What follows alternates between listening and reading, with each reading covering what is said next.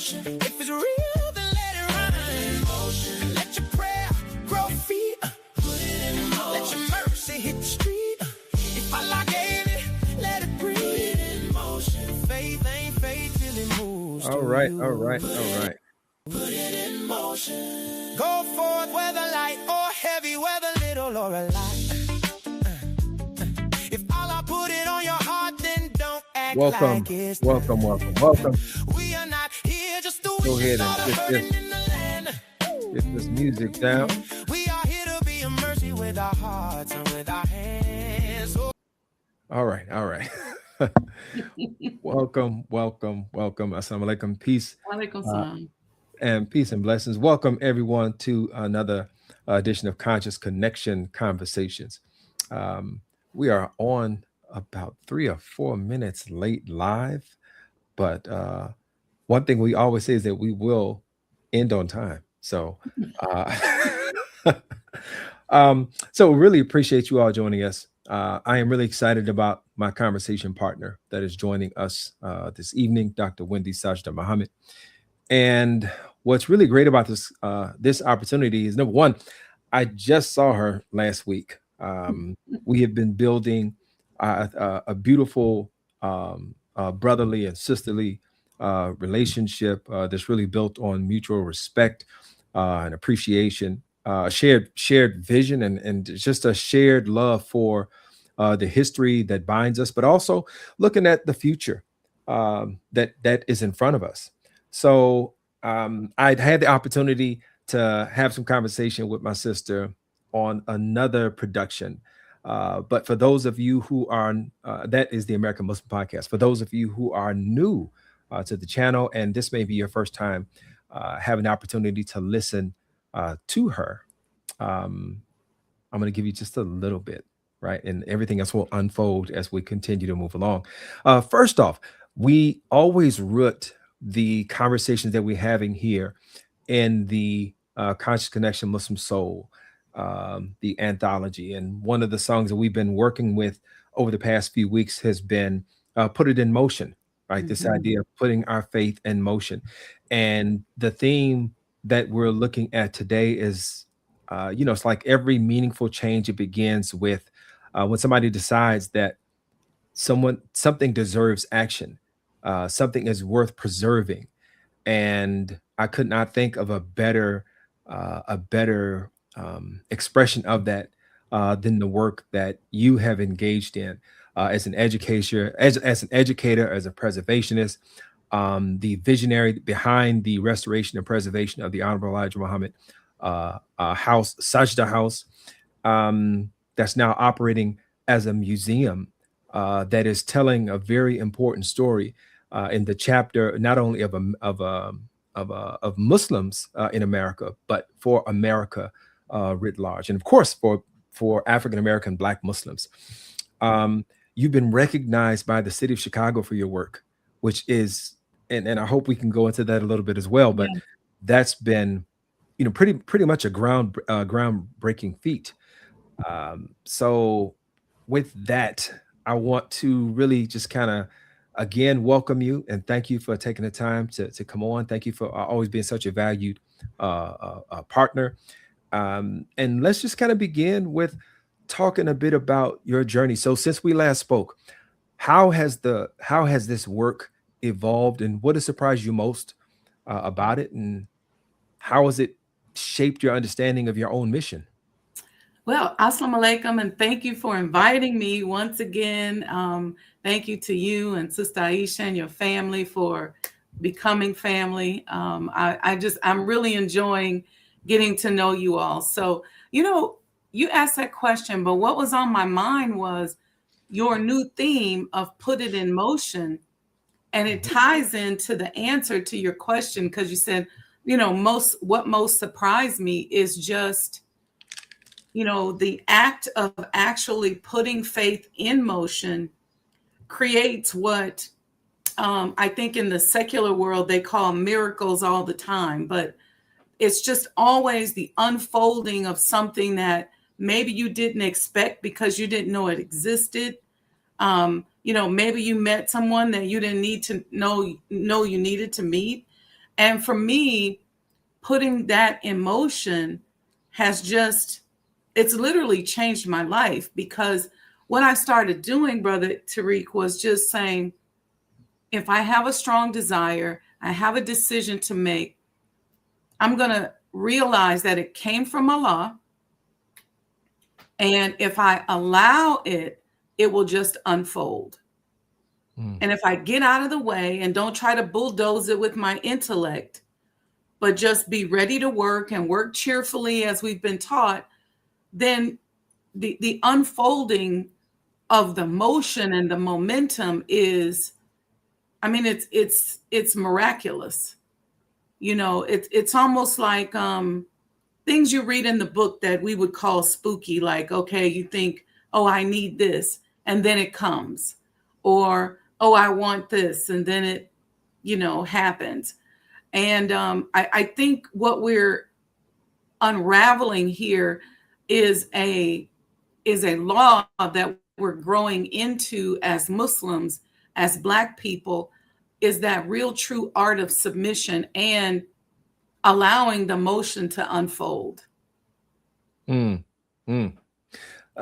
That's a beautiful sentiment.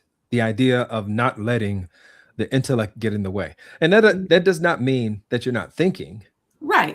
But it means that you're recognizing that you've been given inspiration, and when you are given inspiration that you consider to be something that, you know, that Allah, that God has allowed you to receive, don't overthink it. You know, That's right. just move with it.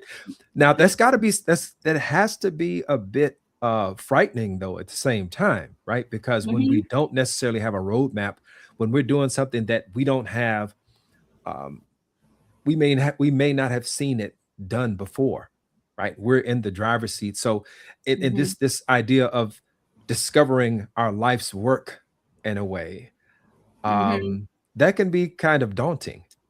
It is daunting, and that's where the work is. See, because depending on how you were educated or raised, or your personality, you are used to creating roadmaps. And then it doesn't mean that you don't create a roadmap. I mean, you're not just out here free falling like you just jumped out of a plane without a parachute. But I think what becomes more daunting is just understanding that you're not necessarily going to be following that textbook version of your degree, your life, or whatever it is going to take a turn. You know, for example, you know, I majored in finance and accounting. I spent a lot of time doing business development and, you know, working in that whole consulting world. And even within that, when I started to toy around with this concept, I started noticing that I would get projects that were way different than what I expected. Or I'd find myself in a part of the world at a table that I couldn't have prayed for because I didn't know it existed. And there were a lot of times, especially at the beginning of just kind of playing with this concept, where I don't think that I really recognized it. I'm still not good at taking pictures and stuff like that, but not documenting probably like I should have and really paying attention, but just kind of going, okay, you know. And then I spend a lot of time saying, okay, what's my next move? How can I be of service? Okay, I'm here. I'm at the table. If nobody else believes I should be at the table, Allah, I know you believe I should be at the table because you put me here. And what they think has nothing to do with me. So that's where you got to start doing the work, because you get all these things that bubble up that's from, you know, now you a nation baby, but for me, that maybe bubble up from programming from childhood and, you know, our parents trying to keep us safe, you know, go to school, get a good job, follow this particular course of action. So that's where the real work is saying, okay, how do I hack my mind that has been programmed in a certain kind of way so that I start to create circumstances that allows me to walk into this vision or this desire or this assignment that I've been given, whether it's a big one or a small one. So would you say that your previous professional life, the challenges, as well as the accomplishments, involved with that, were really important for you? They foundationally, like, preparation for you to be able to walk into this new stage of life? Yes, because I call it rising to elevated places, like in the Holy Quran. It's the reason why I believe it's plural, because you get to this elevated place, and then you figure out who you need to become to be at the next elevated place. Okay, now I got to submit to this to be at that elevated place. So it's almost like in your personal evolution, you get these little breadcrumbs. It's like, okay, and it becomes a series of decisions and a series of processes. And then as the elevated places get higher and more expansive, the opportunities get bigger, the projects get bigger, the challenges are bigger. And then it requires more of, in my case, it required more of me to begin to change, to adjust, to, reprogram. So I couldn't be the same person. And I know this just from studying, the mind, that you can't be the same person. Let's say you're a millionaire and you're trying to become a billionaire. Well, you got to drop your millionaire bad habits because it's a different mindset. Yes. I've been working on some millionaire bad habits. I've been trying to get some of those. So, but the point that you make, it is definitely received. So not just as a preservationist, what you're mentioning, before I go into that, I want to delve a little bit more into this idea, because you said as a student of the mind, and the book that you wrote, the art and the art and science of business, which definitely tackles mindset, right? And how we prepare for that. Is there another lesson that you could pull from the book, that those who may be entrepreneurially inclined, who may have similar inspirations, God, Allah has given them something and they've been kind of sitting on it. Is there something that you could share? Yes, because if you get the inspiration and you don't really know how to do it, that's it. Because what you want is for the goal to be bigger than your intellectual capacity. See, because if you just rely on your intellectual capacity, you're only going to be able to achieve what your intellectual capacity can produce. Now, that may not be bad and it may not be small, but if you're striving to go bigger, and if something has come into your mind that's bigger than that, so now you got to get out in front of your skis. You got to get into that space where you're totally relying on Allah. It's you and Allah, and you're like, okay, what's my next move? Let me meditate on it. Let me pray on it. So if you have a goal, instead of being afraid of it, and instead of sitting there on the sidelines just going, I don't even know how to do this, you got to take that first step. And if you are saying, well, I don't know what that first step is, it's just too big, certainly you can get some help. I do coaching in that area, but take it back a step and think of it like this. If you're going to eat a bean pie, for example, you're not going to just eat it all at once. You're going to eat it bite by bite, piece by piece. So sometimes you got to just take a step back and say, let me put some micro steps together so that I can get there. But don't be afraid of the goal or what it is that you want to do. Oftentimes we're afraid, Brother Tariq, because we don't want nobody else to see us fail. We're afraid because we're embarrassed for somebody to see us struggling. But struggle is ordained. That's right.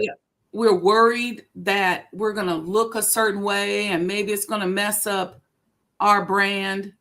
But you really got to get to the point where you don't worry about that stuff, because you're struggling at a level that may be different from where other people are. And if they don't understand it, or they got something negative to say, it's because they just don't understand it. They're not there. They're not with you. And that's okay. We ain't mad at them, but that doesn't mean that I have to adopt your opinion of me. So a lot of people are afraid of that. They're scared of looking like something isn't perfect, because again, even coming out of the corporate world, we're judged for our closeness to perfection. That's where the promotions come from. That's where the raises come from. But, when Allah gives you something, it might take a minute before you even wrap your mind around it and get to that level of perfection. And you got to be okay with that, because it's between you and Allah. Yeah. And I think that's also a point where we pray for things, but when we pray for things, we don't also, sometimes we're not conscious of the fact that we're also committing ourselves to patience. Yes. Because prayers are generally, they don't have you pray for it and here's your answer. No, it's pray, and you have to actually prove that you are resilient enough, that you are driven enough to accept all of the struggling that you said. The struggling, it is inherent in the in life. As soon as we set a goal, you better believe it's some struggle that we are obligating ourselves to some struggle. Yeah. And we're not unique in creation with that. Everything in creation struggles. If you plant a seed, it's got to struggle to get to the surface and sprout. Everything, the baby struggles to come into the world. It's the struggle's just part of the beauty of the process. And I say that, and I don't want to sound cavalier, because I used to hate it when I heard that phrase, struggle is ordained. I'm like, why? Why can't we just, have what we want and get what we want? But I now understand that, even if it's in working out, it's that whole process that changes you, where now you become that person that can have what it was that you were struggling towards. Yes. Now, for the purpose of edification, you're not one to blow your own horn, but you do establish, I mean, it's important. We're in a society where people are more apt to take advice and take the counsel of people who have proven success, right? Or people who have demonstrated great failure, because that's also a roadmap. You might not want to follow that. But as someone who has a background of success, can you talk a bit about, just as before we transition into talking about Honorable Elijah Muhammad House and this overall theme of what's worth preserving, what are some of the successes that you have had that maybe you were not necessarily prepared for, that have enabled you to see the success at the end of the tunnel, that I think that you're already seeing, in my estimation, you're already seeing the successes. You've been recognized. Everybody that comes to the house, everybody that listens to you, your knowledge and your passion, they walk away feeling that they have received something valuable. But what in your past, those past successes, have allowed you to, could you kind of name something that was significant for you that you didn't know was going to be a success, but then it turned out to be one?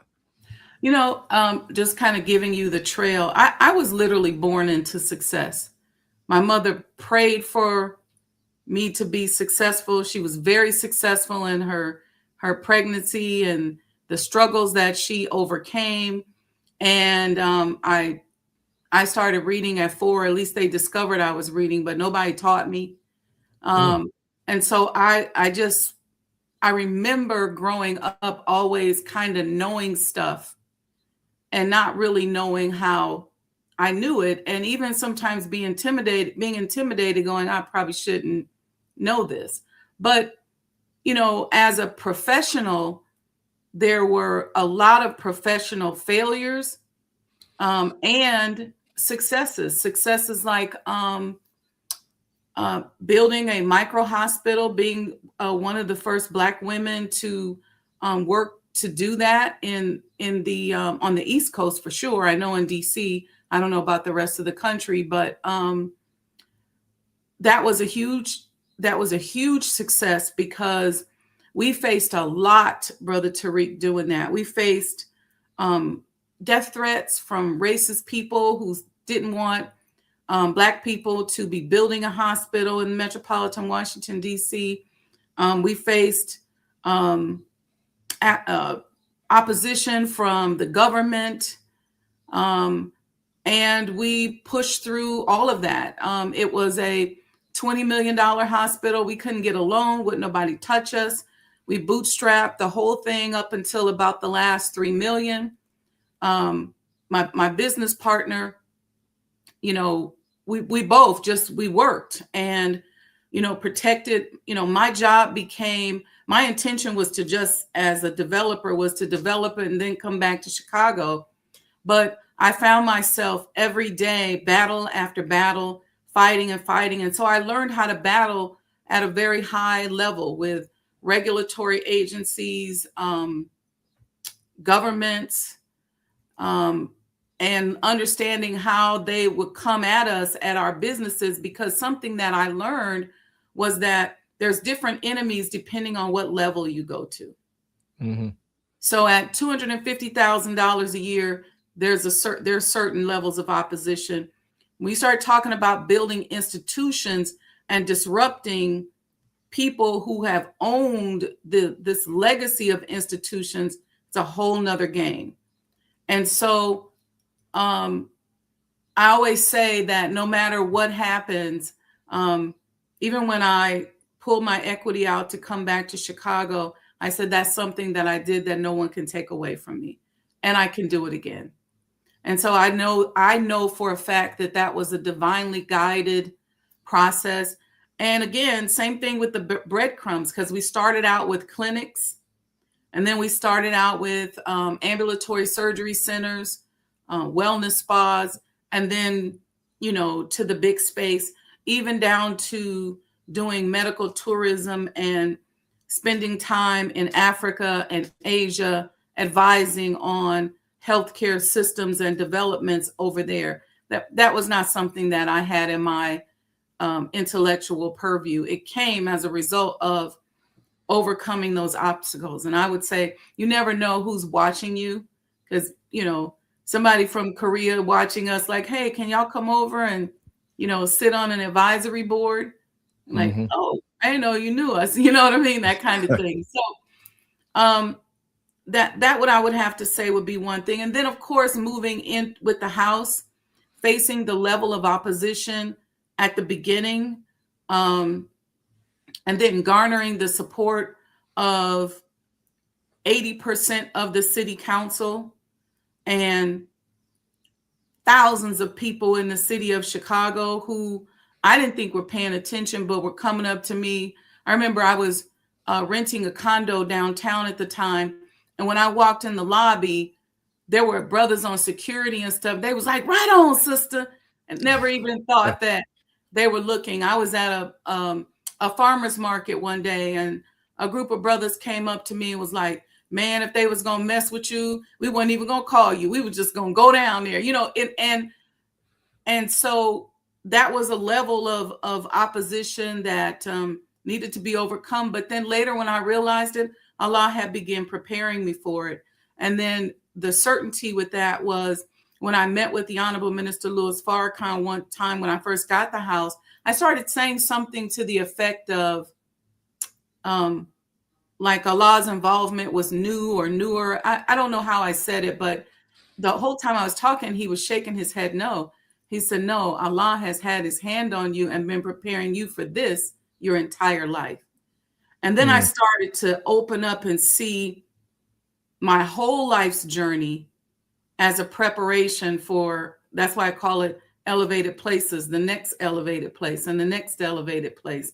And I'm sure that today I'm being prepared for whatever that next elevated place is. Alhamdulillah. So getting into the idea of what's worth preserving, obviously, this piece of real estate, this physical location, it carries, it's more than just the edifice. It's more than just the building itself. There's so much that has taken place there. How did you determine that you were going to, I know you were inspired to, but how did you determine how you would go about how you would approach that, because you could have Mhm. taken the road of a renovation, but instead you went with restoration. Mhm. And that in itself says volumes about what is worth preserving. Could you talk a Yes. bit about that? Yes, that was really born out of the love for the Honorable Elijah Muhammad and wanting to preserve everything connected to him.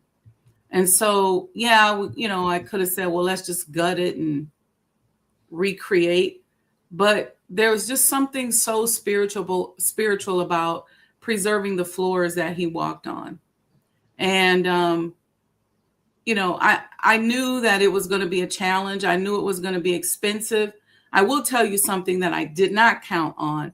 Um, and I'll tell you what the minister said to me about that. But I was crying one day and I said to him, I said, I don't understand why the floodgates aren't open and people aren't like, yeah, let's help her preserve the messenger's home. And it's so important. And I had these coins that I created because I also made it a repurposing project where not throwing away wood and copper and all this stuff and just making things out of them. And so I made these coins out of the old copper and recycled them. And I never would have thought that I would still have coins left. And I was talking to the minister about that. And he just looked at me and he said, oh, daughter, that's because you're in love.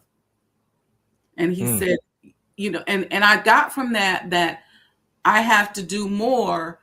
And I even still that more to help share that love, that level of love, because that is the one thing I would say that I've had to work on, because I was like, you know, I don't understand why people wouldn't just say, hey, let's help, let's donate, let's buy the coins, let's have programs, let's do whatever we got to do, to preserve this great man who changed the life of us as Black people in America and Muslims who come to America and literally worldwide. So that part of it has been a challenge for me, where then I just had to say, you know what, I'm not going to. And the next thing the minister said to me was, don't allow yourself to be disappointed and allow people to show up as they are. And I realized my struggle was trying to get them to see something that maybe they didn't see or maybe they didn't feel. But, just like everything else I've done, it's not been for everybody. And I'm sure most of the stuff that I've done, people probably look at me like I'm crazy.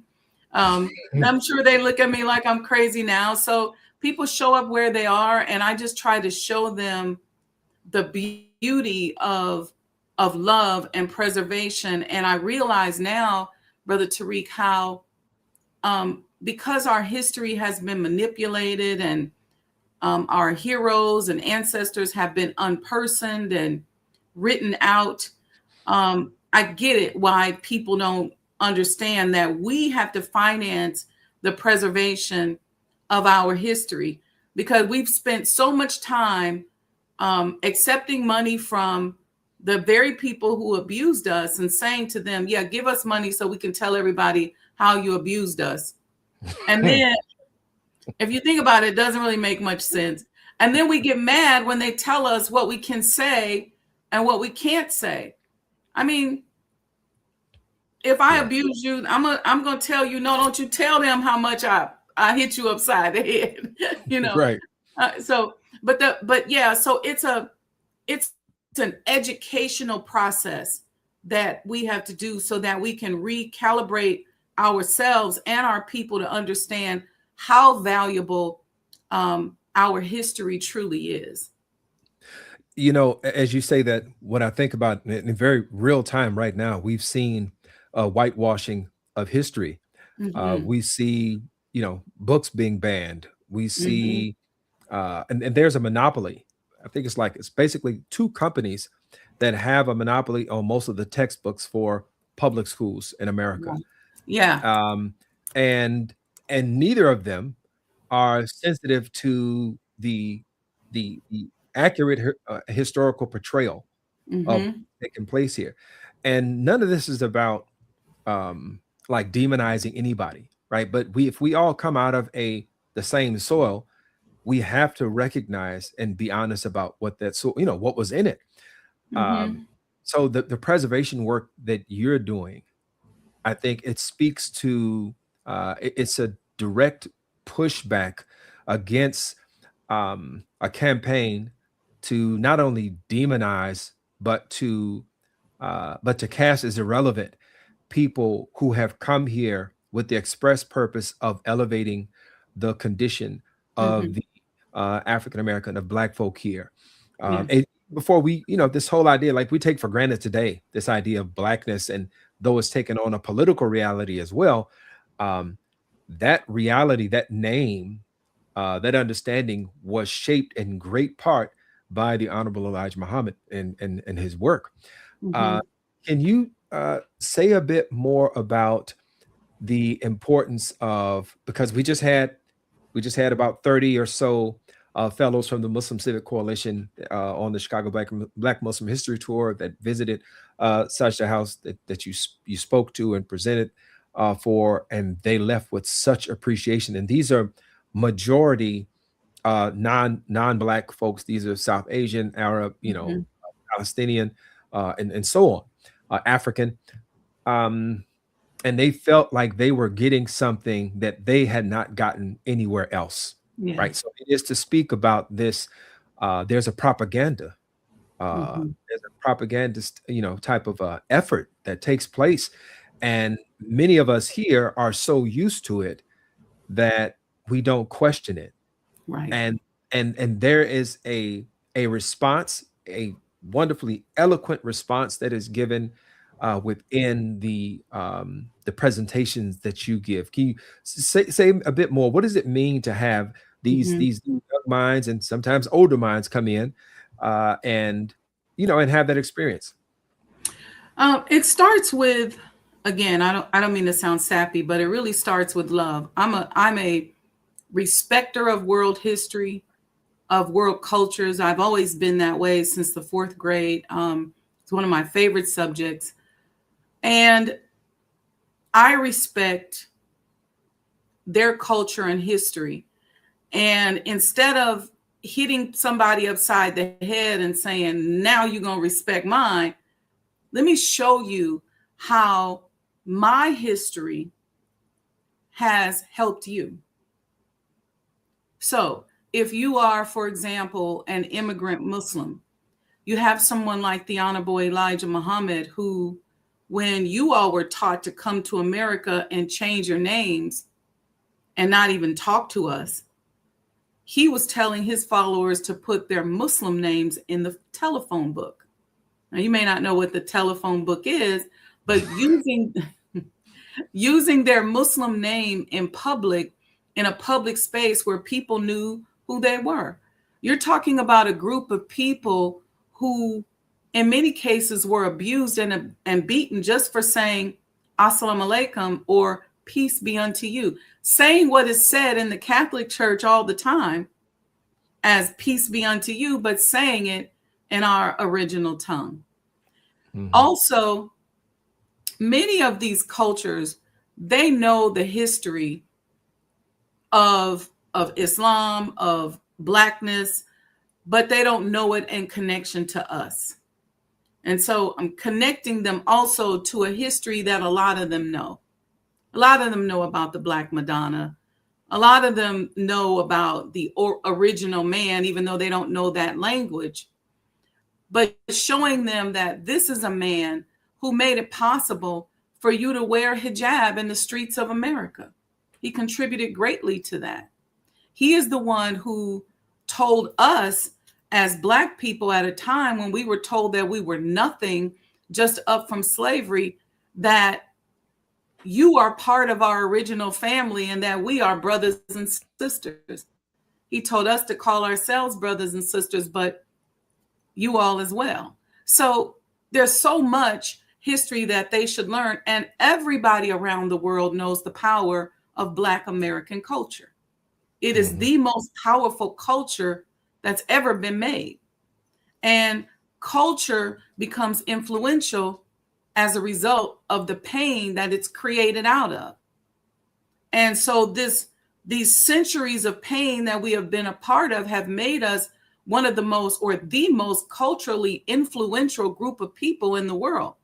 So that expands beyond hip hop. It's beyond how well we dance. It's beyond how beautiful we are. It is in the spaces of religion, art, culture, music, education, inventions, anything you can think of. And so it's with that body of knowledge that I am approaching them to say, hey, listen, I am here to contribute to the civilized world. Mm. Mm. I want to break for a second and ask, well, actually, I think you just answered this, but I just want to put the question up for those who may not be able to see it. Assalamu alaikum. This is from Bashir Assad 148. And I know that's my Bashir. That's oh, Bashir. Okay. Yes, Brother Bashir. Congratulations. How's your vision or understanding and preservation of the Honorable Elijah Muhammad home broaden your view of the significance of the man and his mission? I think you just spoke directly to that. I can answer that additionally as well, if you like. Please. Before we break. Absolutely. So I will say that prior to the project, I would say this was the Honorable Elijah Muhammad and this was me. But through the study and through this process, I've been able to ingest him and get up into him, understand who he is as a person, as a man. I went to Sandersville, Georgia, and got some understanding of what he went through when he was growing up. Just seeing the lynchings just a block away from his childhood school. That entire environment helped me to understand his unwavering nature and how he was able to be so influential on so many great leaders that, many of us love today. That comes from suffering and transforming that suffering into a better life for your people. And you just can't get those kinds of results if the love is not there. So that part helped me understand it. Going through his books and records helped me to see how benevolent, the level of benevolence that was there. Helping the believers, supporting the believers. So many people have told me stories of his benevolence, of whether he bought them a home or saved their home or helped them, helped a sick child, saved a life. All these things that you don't see in the press, you don't hear about, because he's been demonized and abused ever since he picked up this mission. And I think that sometimes we disregard the level of abuse that he and his family and laborers and followers had to endure. And again, going back to that pain producing greatness, I think that's what we're starting to see the beginning of, that greatness that pain is producing and will continue to produce. One thing, what comes to mind for me is do not let your oppressor choose your heroes. And it's something that happens, the idea of social thought formation. It is something that is, it is crafted, it's created through, through the media, as a great deal of it is through the media. And one of the most important things to do, one of the most important things that we've had as Black folk in this country has been our foray into the media. So whether you're talking about, the Pittsburgh Courier, Chicago Defender, the Muhammad Speaks, then, the Muslim Journal, The Final Call, our direct entry into arming ourselves, right? Trying to inoculate ourselves from taking on viewpoints and ideas that are actually, anathema to our own well-being and success.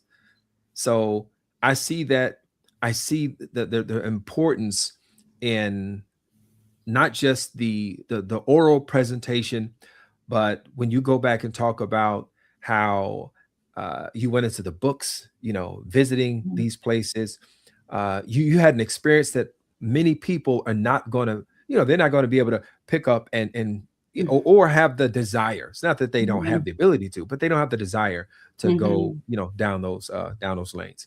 Mhm. Um, what's really interesting to me, what I've always been excited about in this work is there's so much division within the Muslim community, right? We have Mhm. division in humanity, but amongst Right. the Muslims themselves, we have such great division.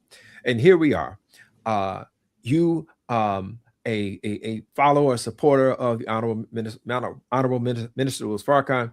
Here I Mhm. am, a student of Imam Warthaddin Muhammad, still coming from the same soil, from the Nation of Islam, under the leadership of the Honorable Elijah Muhammad. And I think that there is something really beautifully important and Mhm. instructive in that. I'm going to tell you what I told the that group of fellows, because Yes. I had like an hour-long session with them where we Mm. had a lot of different things. Uh, Mhm. but what does that mean to you? What's the sign for that for you? Because you've also you're one who's constantly trying to bring us Yes. all together. Yes. So yeah, that's very consistent with who you are. If you remember, one of our first conversations when we met years ago was about bringing about this Muslim unity.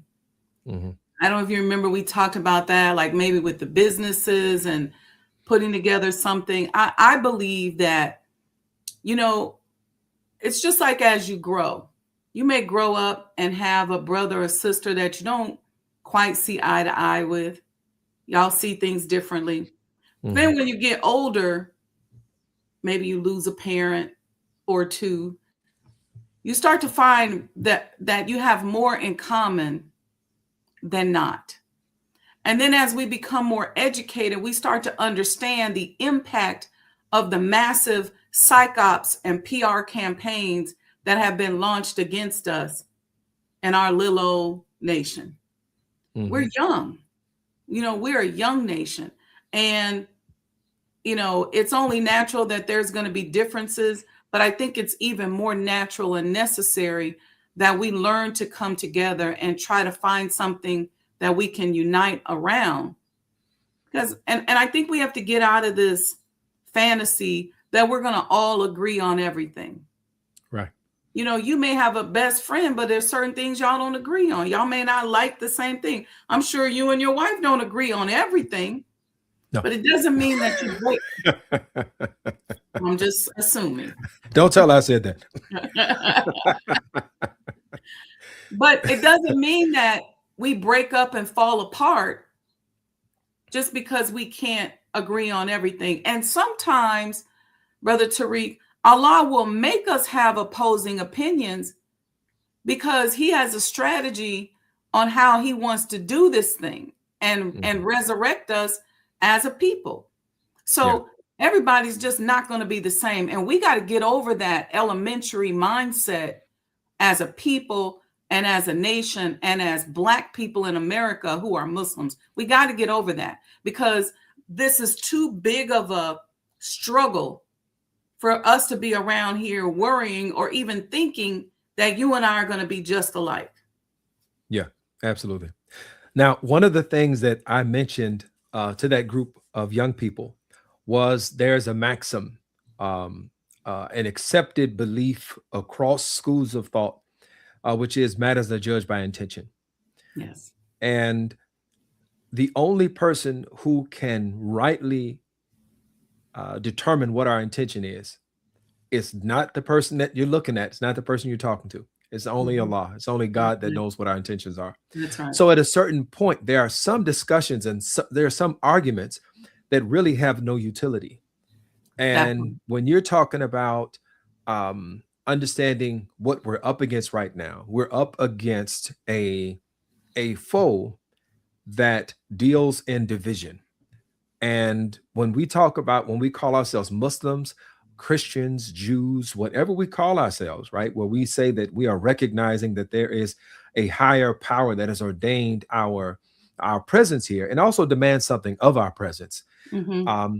And it's not just about us as individuals. It's about us having connectivity and having shared stewardship. Imam Warthani Muhammad will talk about this as shared freedom space. How do we engage that? How do we protect that? So all of that, I'm going to jump in. I'm going to give us a little quick music break, not a music break, but it's this one little piece here. Our belief does not come down to what we profess. It comes down to what we are able to produce. Yes. So listen to the lyric. Yes. Faith ain't faith till it moves through you. No. Don't just hold it in your mouth. Don't just keep it in your chest. If the truth has really touched your heart, then let it show in how you step. Don't just say it with your lips. Put it in motion. Don't let the truth stay on your tongue. Put it in motion. Prayer and charity join as one. Put it in motion. If it's real, then let it run. Put it in motion. Let your prayer grow feet. All right. I know that song. No, you do. and that's what it comes down to. It's like, what are you willing? What does your faith produce? What is your your devotion actually do? And if it only puts you in a position where you are prepared to argue, and it does not put you, it does not align you with the oppressed. It does not align you with standing for justice. It does not put you, you're not one who actually looks to set things right. Then your faith or your profession of faith, in my humble estimation, it is ineffectual. I agree 100%. You know, our instructions as Muslims, to me, give us a reason to unite. Aside from the fact that we are at war and we need allies and we got to have this shared space, but also we got to feed the poor. Yeah. We got to give in charity. We got to do for self. That all of those are heavy things. And so if we're both feeding the poor, we don't got time to be arguing. You got poor people you're supposed to be feeding. Right. Right. Right? Yeah. Yeah. So this work that you have embarked on, and what it means, again, I said, in terms of bringing people together and allowing us to see each other, I think with some fullness, right? It's very easy to, because, and I'll say this without wanting to necessarily go too far into this, just there are people who have, they have negative statements about the Nation of Islam. There are people who have negative statements about the community of Imam Warthani Muhammad, right? And yet here we are under in a position where we have seen one of the largest layoffs in terms of, employment, federal employment, right? It was over 300,000 Black women. And of course, there were, a sizable amount of Black men as well, but a disproportionate amount of Black women who lost their employment. We are still dealing with a prison industrial complex. And it is expanded now because now we have the housing of so-called illegal, within immigration, right? So you have an educational system, that continues to not work in our favor. We have a division, which, we have people buying into and fanning the flames of skin, you got palm colored skin. Somehow that means you are better or worse. And that's really one of my own personal missions. Yeah. Colorism is to push us away from that, right? This racism, this colorism. And I believe we are best situated to, be at the front of pushing back against those things.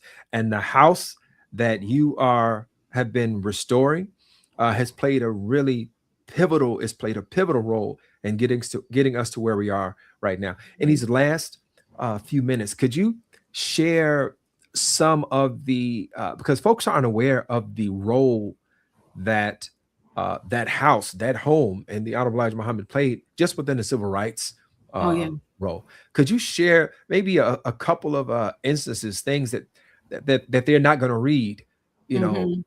In a yeah, book yeah, in a book. Yeah, we're until I going to have write to. it, right? Until That's we right. write it. That's right. Um, Tying into the last comment you made, we have these labels that we call ourselves, but they don't look at those labels. Mhm.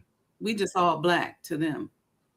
Right. And so they're not thinking about whether you're Al-Islam or Nation of Islam. The funding's cut off, it's just cut off. They're not thinking about that. Same thing with now we start talking about this preservation and we start talking about the house and the key role that the house played during the civil rights movement that people didn't know, but it was still impactful, like the Honorable Elijah Muhammad funding the 1968 Georgia Democratic delegation to the Democratic Convention, the Black delegation. They didn't have any money, they didn't have any security or anywhere to stay. Some of them stayed at the house, and many of them, including Julian Bond, he paid their way to attend the convention and provided security because if you know anything about the history, that was a very violent Democratic convention.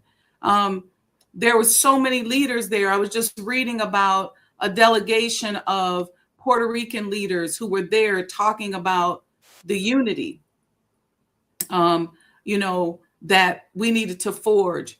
Black hospitals. There were meetings with people like Reverend Dr. Lewis Rawls, who had a hospital on Morgan Street in Chicago, who was the next door neighbor of the Honorable Elijah Muhammad. And they met and talked about healthcare disparities. You had poets, you had ambassadors, you had business deals that were done there. People came to the Honorable Elijah Muhammad to get money, just like I know they do with the minister a lot of times. They come to get money to fund their movement and fund what it is that they're doing. It's not written about. And the Honorable Elijah Muhammad was certainly not yelling it from, any type of mountaintop, but that house is the single most important piece of property in modern day Black history. There's just been more leaders. You talk about James Baldwin, the work that he did just in the arena of athletics with Muhammad Ali and Wilma Rudolph and Bernard King and showing them contracts. And it used to be that Black athletes got 20% and the promoters got 80%. And the Honorable Elijah Muhammad really taught and ushered in flipping that around, which led to owning your masters and having your own rights and things like that. So the significances are long. And so we're going to do everything we can in creative and special ways so that people can come and enjoy, is to tell that story. What was it like? What did they talk about? What was the conversation like when those Congress people, Black congressmen, people like Adam Clayton Powell had conversations with the Honorable Elijah Muhammad? What was that conversation like? And we're going to really work to show through recordings and written materials what they talked about and tie those conversations to solutions to many of the same problems that we're facing here today.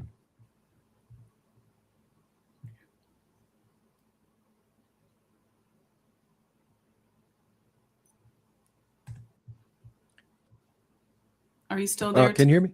I can hear you. Yeah. Okay. All right. I think my Wi-Fi might have decided to rebel on me for a moment. Oh yeah. We're talking too much good stuff. They had to say, you know what, cut that down, shut that down.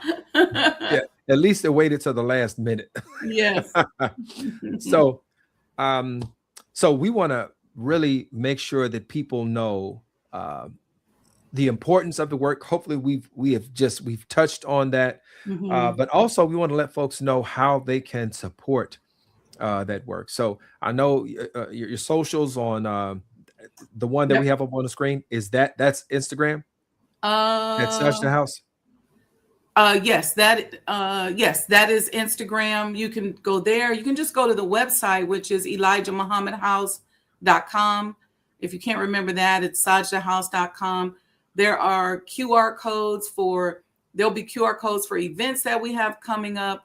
ways that you can support. And I have to say this in the couple seconds we have, is that it is important that we begin to own and monetize our history. We have to begin by patronizing the history makers like myself and others, yourself, in the city, who are preserving history. We got to start paying for this ourselves, because if the federal grants are being taken, I hear they're trying to shut down the African American Museum in the Smithsonian one in Washington, D.C. There have been so many Black history makers that have lost their funding and lost money during this administration, that we got to understand that if you say, hey, I can just give $25 or $100, I mean, if you can give $1 million, that is absolutely, it makes total sense. There are people out here who spend $350,000 on a watch. Yeah. So we just got to redirect, because our history is important. Okay. Well, I thank you very much for taking the time to come on, to have this conversation. And inshallah, with God's permission, we will continue to be agents of correcting the narratives that exist about us, because there's so much accomplishment, there's so much agency and power and inspiration in that history. And hopefully what it does, it serves as a foundation for this future that we are all working towards. Absolutely. Thank you for having me. Assalamu alaikum. My pleasure. Wa alaikum assalam. And I thank you all for joining us. We are signing off now. Hopefully we will see you again next week, 7 p.m. Eastern, every Sunday night. And we're going to leave you as we greeted you. Assalamu alaikum. Enjoy the rest of the evening. Peace and blessings. Everybody got a word. Everybody got a quote. Everybody got a scholar they can use to stay remote. Everybody sound deep till it's time to bear a load.